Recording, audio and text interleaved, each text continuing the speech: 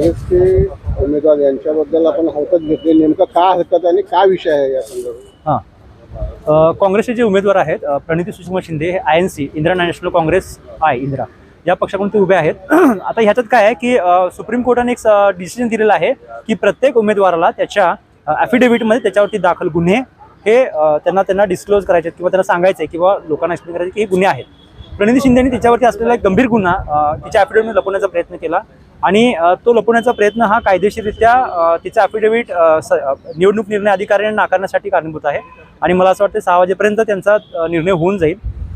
आणि कसलं गुन्हा दाखल होता, त्यांनी कसलं गुन्हा लपवलेला आहे? प्रणिती शिंदे यांच्यावरती विजापूर नाका पोलीस ठाण्यामध्ये जो दाखल गुन्हा आहे त्याचा नंबर आहे M3. आणि या गुन्ह्याची पार्श्वभूमी अशी आहे, प्रणिती शिंदे एका मोठ्या रेव पार्टीमध्ये उपस्थित होत्या आणि त्या उपस्थितीची त्यांची जी बातमी आहे ही बातमी सोलापुरातल्या जनतेपर्यंत जाऊ नये किंवा ती काय पसरू नये हा त्यांचा हेतू होता, जेणेकरून त्यांचं असं प्रोपॅगेशन व्हावं की ती व्यक्ती चांगली आहे पण मुळात जे आहे ते आहे आणि ते हाईड करून त्यांना ते बेनिफिट घ्यायचं होतं. म्हणजे रेव पार्टी सोलापुरात झाली? Solapur, rave party Mumbai. आणि मग दाखल इथं कसं झालं विजापूर नाक्याला? अच्छा, त्या रेव पार्टीच्या अनुषंगाने त्यांनी 2 वेळा माझ्यावरती सशस्त्र हल्ला केला. त्याच्यामध्ये एक वेळा मी ICU मध्ये पण होतो आणि न्यायालयाने पोलीस प्रोटेक्शनची ऑर्डर पण केली होती. त्या गोष्टीमुळे त्यांनी माझ्यावर सशस्त्र हल्ला केला होता आणि त्याच्यामुळे त्या हल्ल्याच्या ह्याच्यासाठी त्याच्यावरती 307, 504, 507 असे गुन्हे दाखल आहेत. कधी हल्ला झाला आपल्यावर? 2013ला एक झालेला आहे आणि 2017ला एक झालेला आहे.